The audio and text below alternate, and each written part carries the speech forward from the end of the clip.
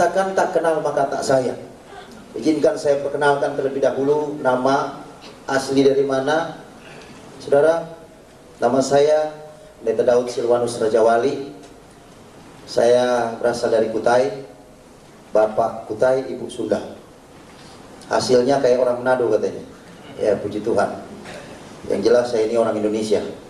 Saudara, sebelum saya percaya kepada Yesus, dulunya saya ini seorang kiai haji. Saudara mungkin kaget ya, kok bisanya kiai haji ini bisa apa? Jadi pendeta. Ya, inilah ajaibnya Yesus yang kita percaya. Amin. Inilah ajaibnya Yesus yang kita percaya. Sebagaimana dikatakan dalam satu firman, tidak ada seorang pun yang mengatakan Yesus itu Tuhan kalau tidak digerakkan oleh Roh Kudus. Amin. Saudara, memang kalau secara logika saya pun sampai sekarang ini hampir tidak percaya. Kenapa? Kok bisanya seperti itu? Tetapi inilah kuasa Allah. Kuasa Allah sekarang ini sedang dinyatakan di mana saja. Saudara, mungkin saudara bertanya, bagaimana Bapak ini? Kok bisanya Tuhan proses Bapak menjadi orang percaya? Sebagian mungkin sudah banyak yang dengar.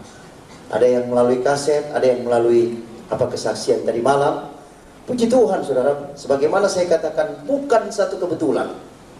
Pada saat mana saudara, saya diangkat menjadi ulama hikmah. Saudara, di dalam Islam ini ada beberapa ulama ya, ada beberapa kiai. Ada kiai hikmah, ada kiai dakwah, ada kiai Quran, ada kiai tafsir, ada kiai wafat, macam-macam saudara.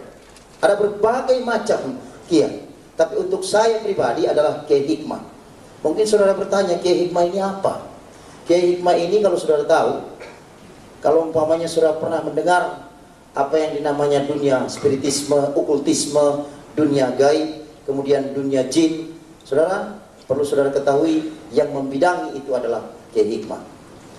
Kalau saudara juga melihat bagaimana orang dibacok tidak mempan, kemudian ditembak tidak mempan, udah bagaimana cara seperti mereka lakukan kepada beberapa dia demonstrasikan kepada orang-orang, saudara, itu banyakkan kiai hikmah yang menangani. Dan saudara, saya dinobatkan menjadi kiai hikmah ini sejak umur 15 tahun. Dan saudara, sejak saya umur 15 tahun dinobatkan menjadi kiai hikmah ini, saya memelihara kurang lebih 5.000 jin. Kemudian di samping itu saya mempunyai amalan. Amalan ini tidak tanggung-tanggung, yang menyangkut hidup saya juga. Sebelum umur 40 tahun kami tidak boleh menikah lebih dulu. Kemudian di samping itu ada berbagai disiplin. Setiap tahunnya kami harus sisihkan waktu kami 4 bulan untuk semedi. Dan saudara, kebiasaan saya melakukan semedi ini kalau tidak di Mekah, di masjid-masjid tua, atau tidak di makam-makam wali. Tapi entah kenapa tahun 1996 saya digerakkan hati saya untuk bertirakat di satu masjid terbesar di Asia Tenggara. Adapun masjid itu adalah Masjid Istiqlal di Jakarta. Dan saya menempati di lantai 2. Saudara, baru berjalan waktu itu 2 bulan saya lakukan tirakat ini, saya jalankan semedi ini. Tiba-tiba saudara, ada seorang satpam yang datang kepada saya dan mengemukakan masalahnya. Dia kata, Pak Kiai, saya mau minta bantuan sama Bapak. Bantuan apa? Saya bilang, saya ini sedang tirakat. Saya bilang, sebenarnya tidak bisa diganggu. Tapi dia bilang, ini penting sekali. Ini masalah masjid. Oh baik. Dia bilang, apa itu masalahnya? Ada selama 2 minggu saya ini sekarang ini menjadi bulan-bulanan dari seorang anak muda yang berilmu sakti. Beliau ada di lantai bawah. Terus saya bilang, kenapa? Kami dari pimpinan kami ditugaskan setiap waktu-waktu sholat kami harus bertebaran di masjid ini. Kami harus bangunkan orang-orang yang tidur, orang yang duduk-duduk, untuk mereka berkumpul di lantai 2 ini untuk melakukan sholat berjemaah. Tetapi pada waktu saya mau membangunkan seorang anak muda yang sedang tidur, dalam jarak 2 meter saya dekati anak muda ini, saya sudah tidak bisa dekati dia lagi. Bahkan saya paksakan dengan ilmu saya untuk bisa membangunkan anak muda ini, malah saya terlempar jauh. Dan ini sudah berlangsung kurang lebih 2 minggu. Sehingga kesimpulannya saya merasa bahwa saya ini disepelekan tugas saya. Terus saya rasa karena Bapak seorang kiai hikmah, saya yakin bahwa anak muda ini bisa ditaklukkan oleh Bapak. Saya bilang sebenarnya sederhana kalau menghadapi orang sakti. Kamu dekati orang sakti itu dengan kamu tidak memakai ilmu kamu, karena ilmu kamu masih di bawah dia. Jadi kamu dekati dia tanpa memakai dengan ilmu kamu. Oh begitu. Jadi sekarang ini kamu pergi ke lantai bawah, di lantai 1, kemudian kamu bangunkan anak muda itu, dan apabila dia sudah bangun, cepat suruh dia menghadap saya. Oh baik Pak, dia lakukan. Pada waktu dia turun ke bawah, kemudian dia lakukan apa yang saya suruh, dan ternyata benar. Pada waktu dia dekati, kemudian dia bangunkan, ternyata terbangun anak muda ini. Dengan mudah dia dekati. Dan pada waktu dia bangun, karena selama 2 minggu dia lakukan itu tidak berhasil, dan baru hari itu dia berhasil, dia sempat terkejut. Pada waktu dia bangunkan, anak muda ini langsung tanya, kenapa kamu bangunkan saya? Nah, langsung satpam ini katakan, ada seorang kiai di lantai 2 mau bertemu dengan adik. Mari saya antarkan adik ke lantai 2. Tanpa panjang omong lagi, anak muda langsung katakan, baik, antarkan saya ke lantai 2. Sampai di lantai 2, saudara, bertemulah dengan saya. Pada waktu bertemu, kebiasaan dari orang muslim ini kalau ketemu dengan kiai, saudara, yang pertama mereka lakukan adalah mereka pegang tangan kiai itu, mereka cium tangan kiai itu, kemudian mereka ucapkan assalamualaikum. Tetapi itu tidak dia lakukan kepada saya. Pada waktu dia sampai di depan saya, dengan santainya dia dekati saya, kemudian dia berjabat tangan dengan saya, kemudian dia katakan, halo Pak Kiai, apa kabar? Saudara, sejak saya dinobatkan menjadi kiai ini, belum pernah saya menghadapi orang menyapa saya seperti itu. Bahkan kadang-kadang ada orang Kristen yang datang kepada saya mengucapkan assalamualaikum juga. Tapi baru kali itu saya disapa seperti itu. Terpikir oleh saya, ini anak muda ini benar-benar apa? Menyepelekan saya. Dan saya mempunyai pemikiran mungkin karena ilmunya lebih tinggi dari saya. Jadi saya pikir, oh tidak jadi masalah. Pada waktu dia duduk langsung saya tegur. Anak muda, saya boleh tanya, siapa nama kamu? Anak muda ini langsung katakan, Pak Kiai, nama saya ini Alfian. Konon saya dengar dari seorang satpam yang ngantar kamu tadi. Saya bilang, kamu katanya memiliki ilmu yang sakti. Di luar dugaan, saudara. Apa jawab anak muda ini? Pak Kiai, bukan saya yang berilmu sakti, tetapi Yesus yang ada dalam diri saya yang memiliki kesaktian itu. Pada waktu dia ngomong Yesus, saudara, saya sempat terkejut. Apa kamu bilang Yesus? Saya bilang, ya. Bahkan kehidupan saya ini Pak Kiai, bukan saya lagi, tetapi Yesus yang ada dalam diri saya. Lebih aneh lagi saya. Langsung saya pikir, kalau begitu kamu ini orang Nasrani. Betul. Dalam pikiran saya, anak muda ini mungkin datang ke masjid ini dalam rangka untuk dia ini mau masuk Islam. Kenapa? Tahun 96 itu saudara bisa lihat keadaan Indonesia ini ya, khususnya tanah di daerah Jawa ini, ada banyak gereja dihancurkan, ada banyak orang-orang orang-orang percaya dikejar-kejar, ada banyak orang-orang percaya bahkan dibantai. Saya berpikir, oh mungkin dia mau masuk apa? Islam. Ternyata tidak, saudara. Pada waktu saya tanyakan dia, Alfian, kamu ini seorang Nasrani, tapi kok kenapa kamu ini tinggal di dalam masjid? Bahkan kamu sudah 2 minggu ada di masjid ini. Dia katakan, saya senang di masjid ini Pak Kiai, karena ini rumah Tuhan. Saya bilang, nggak salah kalau kamu katakan ini rumah Tuhan. Cuman sekarang saya mau tanyakan, kenapa kok kamu tidak bermitra dengan orang Kristen yang lain? Kamu tidak ke gereja, tidak bersekutu dengan orang-orang Kristen yang lain. Dengan tenang Alfian katakan, perlu Pak Kiai ketahui bahwa sekarang ini gereja sedang sakit. Saya bilang, sakit apa? Ada banyak orang-orang Kristen, mereka datang ke gereja bukan menyembah Allah dalam roh dan kebenaran, bukan mereka yang membaca kebenaran firman Tuhan, bukan mereka untuk memuji nama Tuhan, tetapi mereka mengagung-agungkan akan golongan mereka. Mereka katakan, golongan kamilah yang benar, golongan kamilah yang akan ke surga, golongan Kristen kamilah yang akan masuk ke dalam kerajaan surga, sementara golongan Kristen yang lain itu tidak masuk dalam kerajaan surga. Padahal mereka itu adalah satu kesatuan tubuh Kristus. Mendengar seperti itu, langsung saya tanyakan lagi, bagaimana dengan kamu? Untuk saya pribadi Pak, saya tidak perlu khawatir, karena di dalam diri saya ada Yesus. Saudara, Setiap kali dia ngomong selalu tidak pernah dia apa? Tidak pernah dia tidak selipkan Yesus. Sehingga membuat saya bertanya, saya pikir siapa ini Yesus ini? Langsung saya tanyakan kepada Alfian. Alfian, dari tadi kamu selalu mengalaskan Yesus. Selalu Yesus. Sebenarnya Yesus itu siapa sih? Apa Alfian katakan? Bapak ingin dengarkan apa Yesus ini? Oh ya, saya bilang. Tidak tanggung-tanggung, dia saksikan Yesus itu dari jam 4 sore sampai jam 10 malam. Dia saksikan dengan begitu berapi-api mengenai Yesus ini. Herannya dari jam 4 sore sampai jam 10 malam itu, mulut saya ini terkatup hanya mendengarkan kesaksian dia. Dan saudara, setiap dia pekikan nama Yesus, ada kurang lebih 148 ilmu yang ada dalam diri saya, satu persatu hilang kuasanya.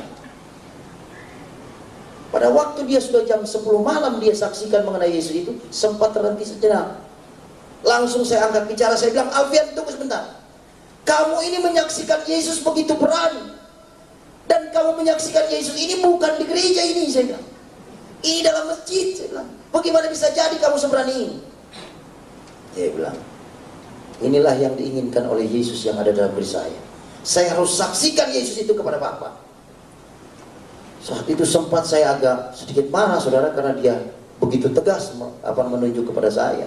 Saya bilang, baik, kalau kamu katakan seperti itu, sekarang ini kamu akan saya tahan di tempat ini. Saya akan tes Yesus yang ada dalam diri kamu dengan satu catatan. Apabila Yesus yang ada dalam diri kamu kalah dengan ilmu saya, maka besok juga kamu harus ucapkan 2 kalimat syahadat dan kamu harus ikut sholat subuh berjemaah bersama saya di lantai 2 ini. Kamu siap terima tantangan saya?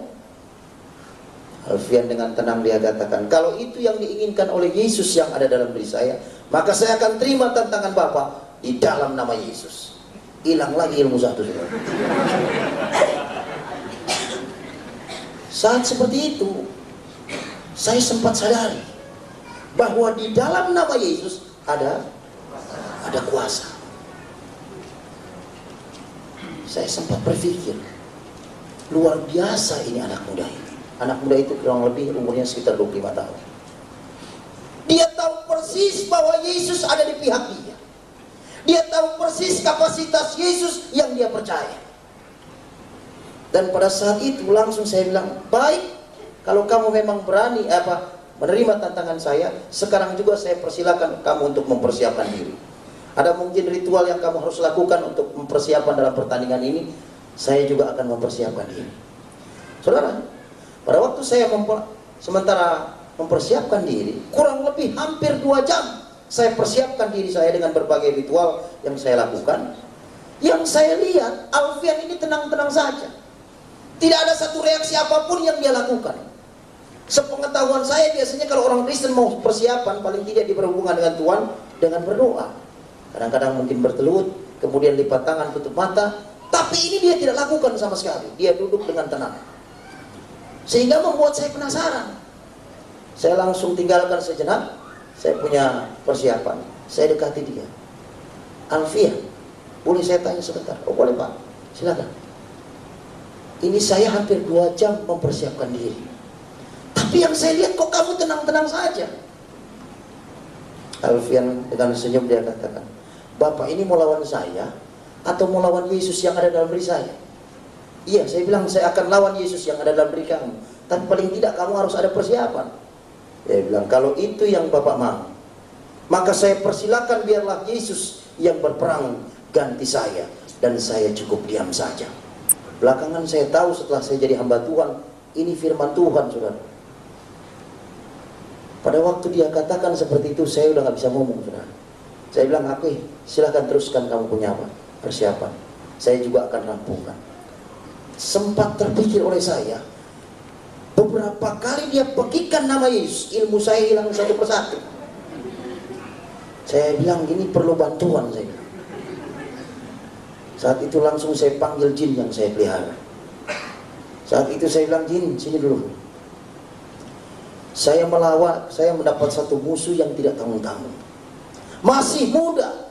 Yang herannya setiap dia pekikan nama Yesus, ilmu saya hilang satu persatu. Bahkan entah berapa ilmu yang sudah hilang. Dan saudara perlu ketahui, untuk mendapatkan ilmu ini bukan gampang, saudara. Satu ilmu saja taruhannya hampir mati dan hidup. Kadang harus dikubur 3 hari 3 malam dengan hanya selang apa? Ke atas satu selang ke atas, saudara, melalui mulut. Kadang kita harus berendam di air selama 1 minggu. Itu kalau fisiknya tidak kuat, salah-salah bisa gila. Tapi herannya, saudara, ilmu yang sudah begitu susah saya dapatkan hanya dalam nama Yesus, takluk. Saudara bisa bayangkan bagaimana kuasa nama Yesus ini. Dan saat itu langsung saya bilang, bagaimana saya harus hadapi dia. Ternyata jin ini sudah mengantisipasi selama 2 minggu kedatangan dari Alfian ini. Dia katakan, Pak Kiai, waktu dia datang ke masjid ini, kedatangannya saja tidak diketahui, tiba-tiba sudah ada di tempat ini. Lebih herannya lagi, seorang satpam yang mau dengan tulus mau membangunkan dia sholat, dalam jarak 2 meter sudah terlempar. Itu dia dalam keadaan tidur. Kami pikirkan kalau umpamanya dia melek lebih parah lagi nantinya. Lalu bagaimana saya bilang harus hadapi dia? Apa dia katakan? Waktu itu Bapak tidak memberikan mandat kepada kami. Tapi kalau Bapak memberikan mandat kepada kami untuk menghancurkan Yesus yang ada dalam diri Alfian ini, terlalu kecil, karena kami armadanya kurang lebih 5.000. Oh baik, sekarang ini saya andalkan kamu. Karena selama ini saya andalkan kamu, tidak pernah saya kecewa. Maka sekarang ini saya andalkan kamu. Apa syarat?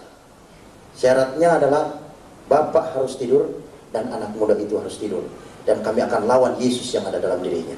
Oh begitu? Baik. Saya langsung pergi ke anak muda ini, kemudian saya bilang, Alfian, ada aturan main dalam pertandingan ini. Kamu harus tidur dan saya juga harus tidur. Dan Yesus yang ada dalam diri kamu akan berperang dengan ilmu saya. Kamu siap menerima ini aturan main ini?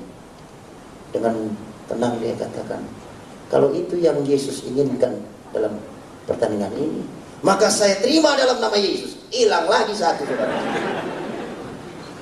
Saudara, saat itu saya benar-benar sedikit gentar, saudara. Karena apa? Saya melihat ada kuasa di dalam nama Yesus ini. Tapi saat itu saya tidak hiraukan, karena saya tahu persis ada backing saya. Saat itu langsung saya bilang, baik Alfian, sekarang ini kita akan mulai. Tepat jam 12 malam.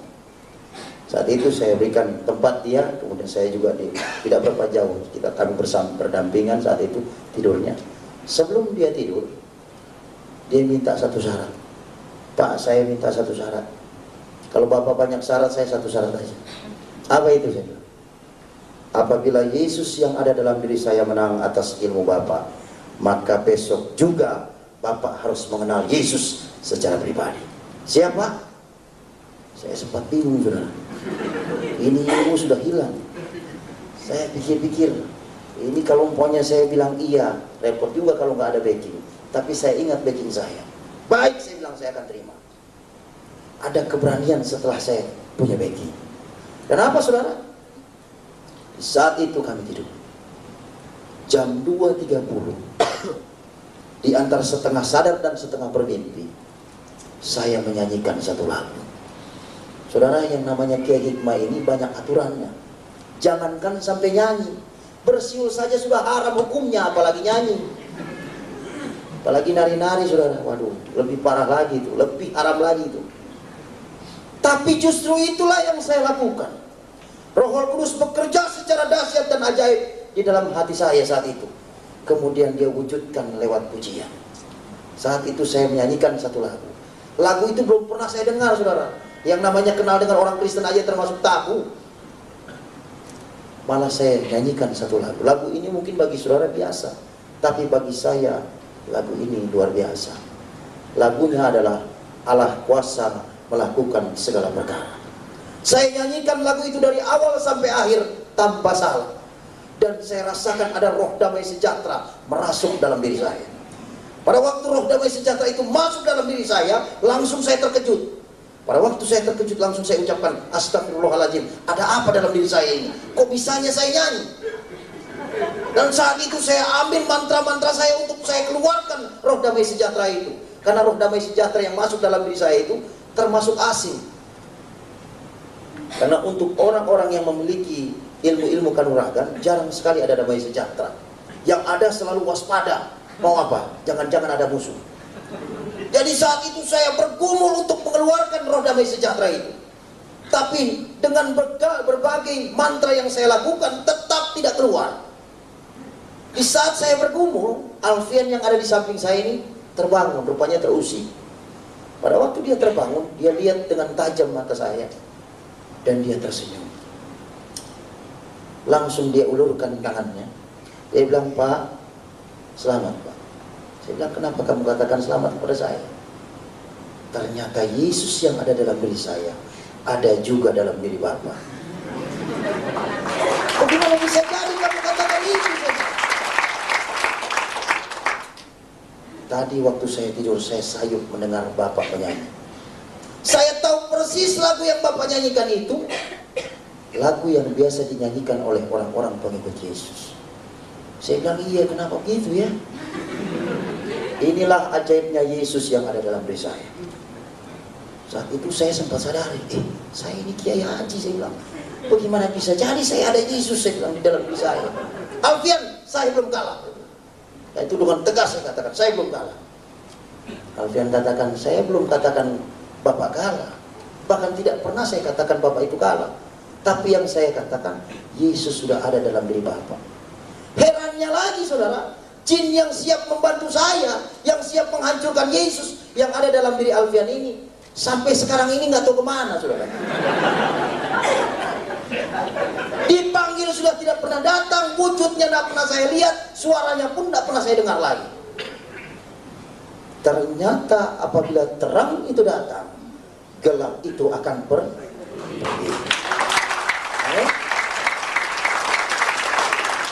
Ada banyak orang tidak mengerti masalah ini. Sudah Yesus masuk dalam dirinya, selalu katakan, "Saya ini masih begini." Wah saudara, ini nggak ngerti namanya. Amin. Di mana 2-3 orang berkumpul atas nama Tuhan, Dia ada di sini. Tidak ada kuasa kegelapan yang bisa tahan apa di hadapan hadirat Allah. Amin. Saat itu tetap saya tidak bisa terima saudara. Saya bilang, "Alfian, kamu tahu saya ini seorang pemimpin umat. Bagaimana bisa jadi kamu katakan seperti ini?" Ya, dia bilang, "Kalau Yesus sudah ada dalam diri Bapak, Dia sudah berkenan dalam hidup Bapak, Dia tidak akan keluar sampai kapanpun." Lebih bingung lagi saya. Bilang, ini gimana kalau begini? Tapi tetap saya tidak bisa terima. Di saat mana setiap kali saya bergumul terus untuk mengeluarkan roh damai sejahtera itu, tepat jam 4.30, setengah 5, azan subuh berkumandang. Saya bilang, "Alfian," saya langsung potong cerita, saya bilang, "Alfian, sekarang ini udah sholat subuh," saya bilang. "Saya harus pimpin sholat subuh di tempat ini. Kamu mau ikut atau enggak?" Alfian katakan, "Tinggalkan saya di tempat ini bersama dengan Yesus. Silahkan kalau Bapak mau memimpin sholat subuh." Saat itu langsung saya bergegas meninggalkan dia dan saya memimpin sholat subuh. Karena mujizat pertama saya abaikan, mujizat kedua Tuhan kerjakan. Tidak tanggung-tanggung ini saudara. Pada waktu saya memimpin sholat subuh, kebiasaan kami di akhir dari sholat subuh, di akhir dari setiap sholat, itu kami mengucapkan 2 kalimat syahadat. Dan sejak saya waktu kecil sampai saya umur 34 waktu itu, yang namanya mengucapkan 2 kalimat syahadat itu belum pernah salah saudara. Tapi tanggal 10 Oktober tahun 1996 jam 5.30, setengah 6, saya ucapkan syahadat ini yang lain daripada lain saudara. Syahadat yang luar biasa. Yang saya ucapkan seperti ini. Asyhadu alla ilaha illallah wa Isa ruhullah. Aku bersaksi bahwa tidak Tuhan selain Allah. Isa adalah rohnya Allah. Saya bilang, ini salah. Saya langsung apa? Saya ulangi lagi. 2 kali tetap seperti itu. 3 kali tetap seperti itu. Sampai 7 kali tetap seperti itu. Saya bilang, bagaimana bisa jadi seperti ini? Saya ulangi sekali lagi tetap seperti itu. Sampai jemaat yang di belakang sudah mulai bingung. Ini imam kok amin, amin. Karena lisan itu saudara kami ucapkan secara perlahan, tidak terdengar dengan orang di belakangnya. Jadi hanya kami dengan Tuhan yang tahu. Saat itu saya bergumul terus, karena apa? Saya harus perbaiki syahadat itu, karena apa? Apabila syahadat itu tidak benar, maka sholat itu tidak sah. Jadi saya tetap bergumul untuk apa? Memperbaiki syahadat itu. Tapi tetap seperti itu. Baru saya ingat, apa kata Alfian? Bahwa di dalam diri saya sudah ada Yesus. Entah bagaimana saudara, pikiran saya itu langsung dijamah Tuhan. Saat itu langsung saya pasrah. Dan saya ucapkan di pengimaman itu, Yesus atau Isa Al-Masih, apabila Engkau Tuhan dan Allahku yang harus aku sembah mulai saat ini, dan mulai saat ini aku ikrarkan di hadapanmu bahwa Engkaulah juru selamat pribadiku. Di saat mana saya lakukan itu saudara, ada sukacita besar yang masuk dalam diri saya. Saya rasa begitu luar biasa saat itu. Saya sukacita, ada damai sejahtera, karena saya sudah izinkan itu masuk dalam diri saya. Dan apa saudara? Saya saking sukacitanya, saya udah lupa mau mengulangi lagi. Langsung saya ucapkan salam kiri kanan, berjabat tangan dengan jemaat, langsung saya bergegas menemui Alfian. Saking sukacitanya, pikir saya Alfian ini sudah pergi. Ternyata masih ada di tempat itu. Pada waktu dia ada di tempat itu, saya langsung rangkul dia. Kemudian saya bilang, Alfian, ternyata Yesus yang kamu sebut-sebut dari kemarin sore, jam 4 sore itu sampai jam 3 tadi pagi, ternyata dia itu Allah sendiri. Apa kata Alfian? Dari kemarin juga saya udah bilang itu. Kenapa Bapak tidak percaya? Saya bilang, inilah waktu Tuhan untuk saya Alfian. Inilah waktu Tuhan untuk saya. Sekarang saya mau tanya pada kamu. Menurut kitab kami, bahwa Nasrani dan Yahudi atau Kristen ini terbagi atas 77 golongan. Dan hanya satu yang diterima di sisi Allah. Sekarang saya mau tanya, golongan mana yang diterima di sisi Allah ini? Saya akan ikuti itu. Apa kata Alfian? Pak, jangan ikut dengan golongan, karena ini merupakan penyakitnya orang Kristen. Golongan ini tidak akan menyelamatkan. Tapi ikutilah jejak Yesus. Apa yang Yesus lakukan, itu yang Bapak kerjakan. Apa yang Yesus tidak lakukan, jangan Bapak kerjakan. Hanya itu. Hanya itu, ya. Tepat jam 7 pagi, saat itu Alfian mohon pamit. Dia katakan, Pak, sekarang ini semuanya sudah selesai. Ya, saya bilang sudah selesai. Saya sekarang ini mohon pamit. Saat itu langsung saya antarkan dia ke gerbang.